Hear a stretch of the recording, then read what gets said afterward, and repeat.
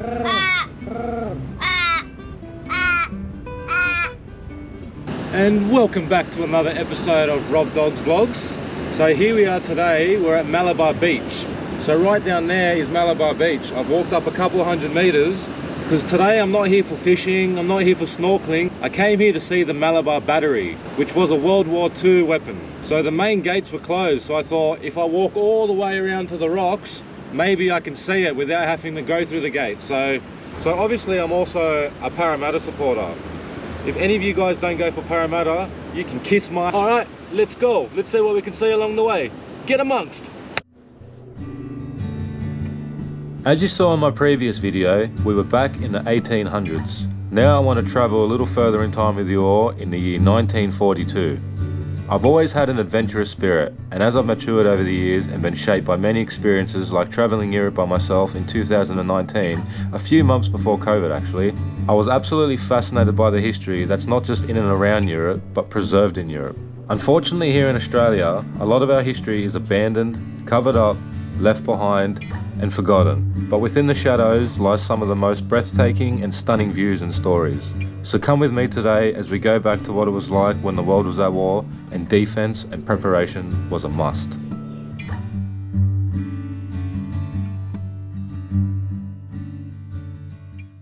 Alright, so after walking a little bit further down, I can see it all the way in the distance. I'm not sure if you can see it from here. All the way on that point. Alright, let's get a little bit closer to this battery. Scared the shit out of me, mate.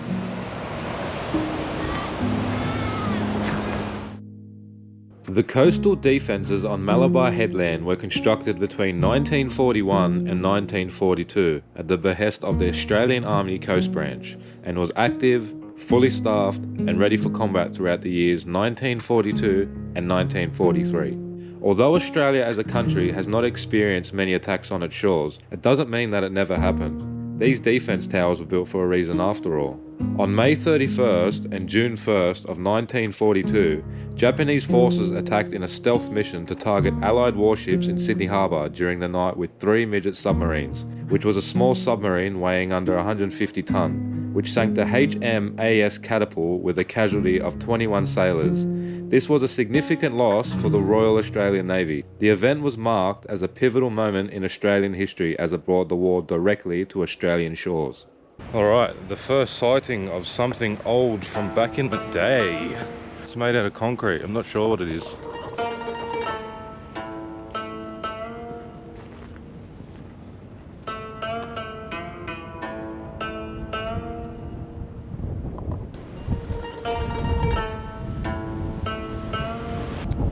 Alright, so here it is. This spot here is the Bora Point Searchlight. There are actually 2 searchlights in the vicinity as part of the battery. This building is made from concrete and has its own nearby separate structure, which housed a diesel generator and motor as this was its power supply. The searchlights had to be placed at a lower elevation than the guns, while being high enough to avoid the sea spray, due to the salt content causing corrosion, leading to electrical faults.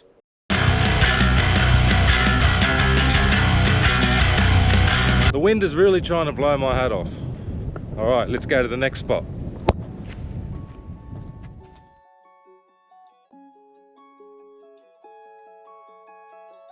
Alright, so we got another structure just up here.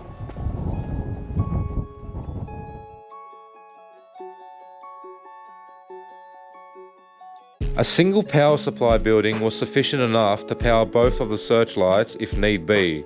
The cables were installed from each building to the fast searchlight just in case one of the power supplies was malfunctioning.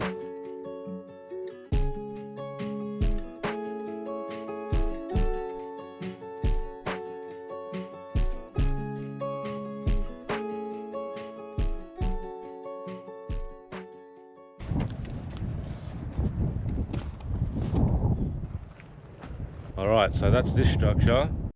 In the early morning on the 8th of June 1942, 2 Japanese submarines, the I-21 and the I-24, opened fire on Sydney and Newcastle.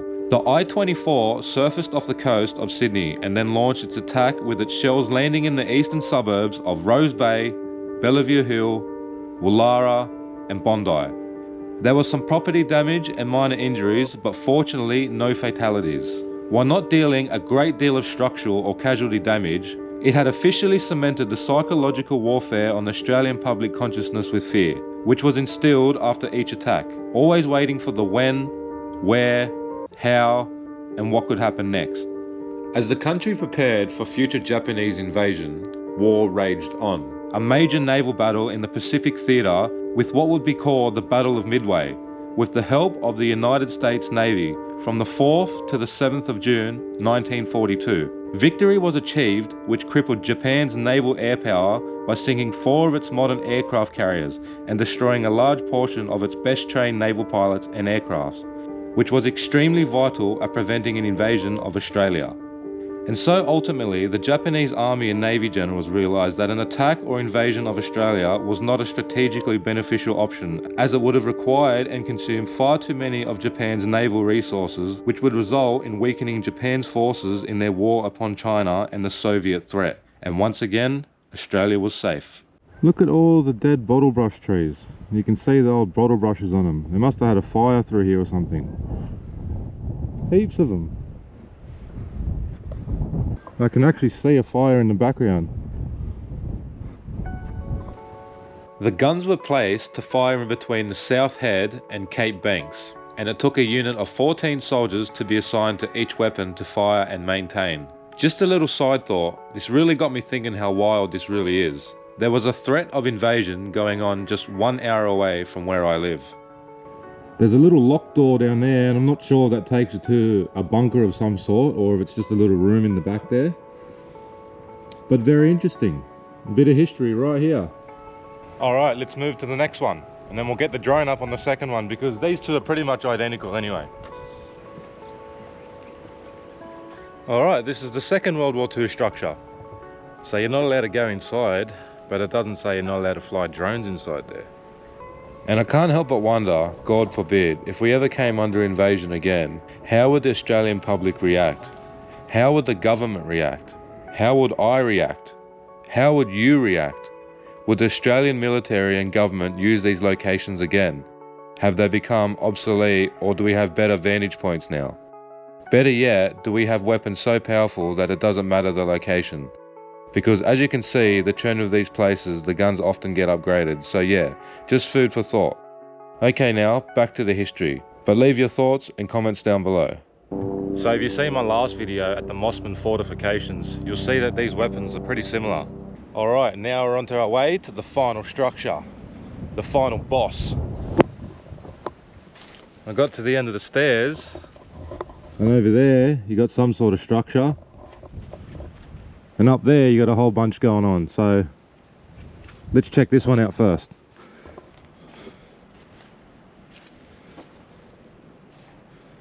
You can see the little faint train lines here on the ground. When operational, this was the old Malabar Express, the Malabar Light Railway, which was a narrow gauge tramway transporting materials and ammunition, from the drop points being the supply room and the 2 6-inch guns. Alright, let's go up here, see what's going down over here. See, when you're walking down these old sort of bunker setups, you can just imagine what it was like back in the day. The feeling of war. You've got these structures here. I'm not exactly sure what they were used for, but let's have a look in here.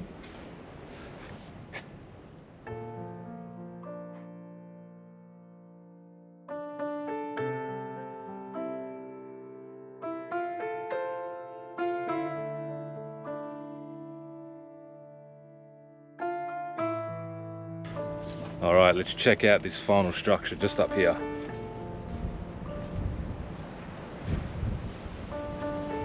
See, if you look here, there's old tracks. There used to be tracks that would go through here. I'm guessing it's going to take us to a closed gate just up here.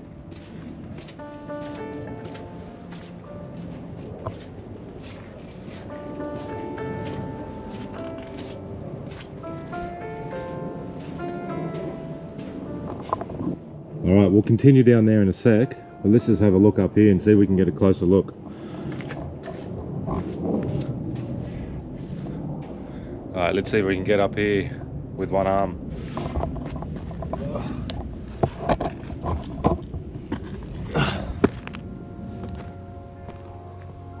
This is the Battery Observation Post Complex, and it has 4 levels. Level 1, it's a battery plotting room. Level 2, it's a battery commander's night quarters. Level 3, it's a battery observation post. And level 4 is a Searchlight directing station. Obviously you won't be able to get inside here and it'll be blocked off.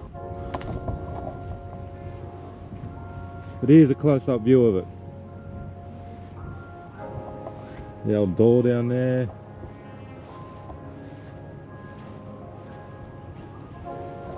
I do love me some good art and some good graffiti, but I wish I could see the original design with the colour intact. Where now, this feels like I'm at a train station. That's why we should give these old places a little more tender love and care, and fight for the preservation and respect of all the Australian soldiers who lost their lives in World War II.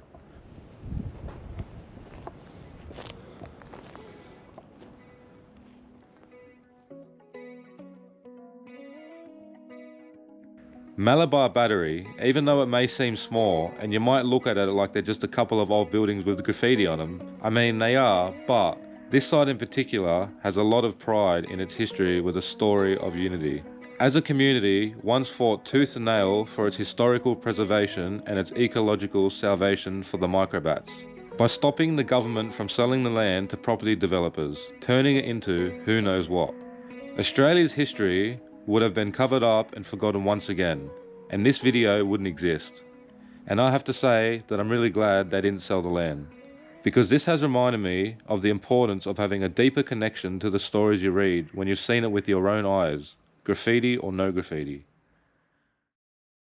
Alright, so that's that. Now I'm going to walk back this way through this bunker section. I didn't come this way, so I don't know what to expect. There's so much mud on the floor, look at it. I'm actually probably better off doing a wall ride. Oh.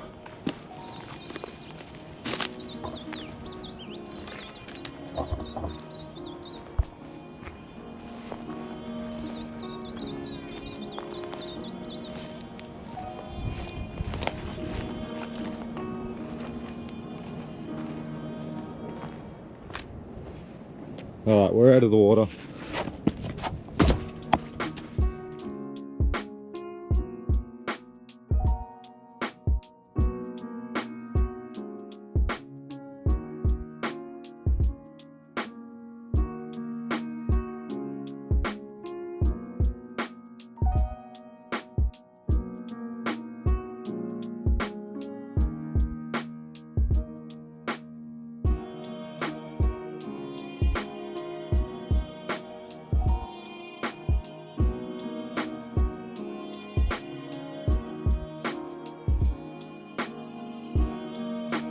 Wonder what that is. It's some sort of metal thing.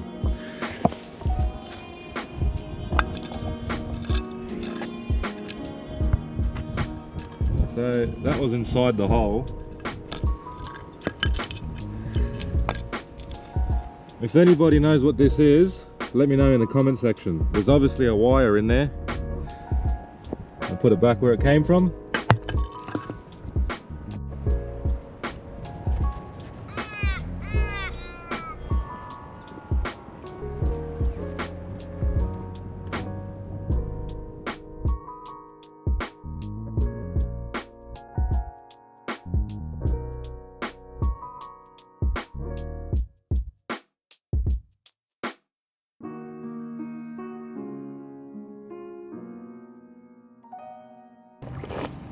It's a bit salty, but it's cold.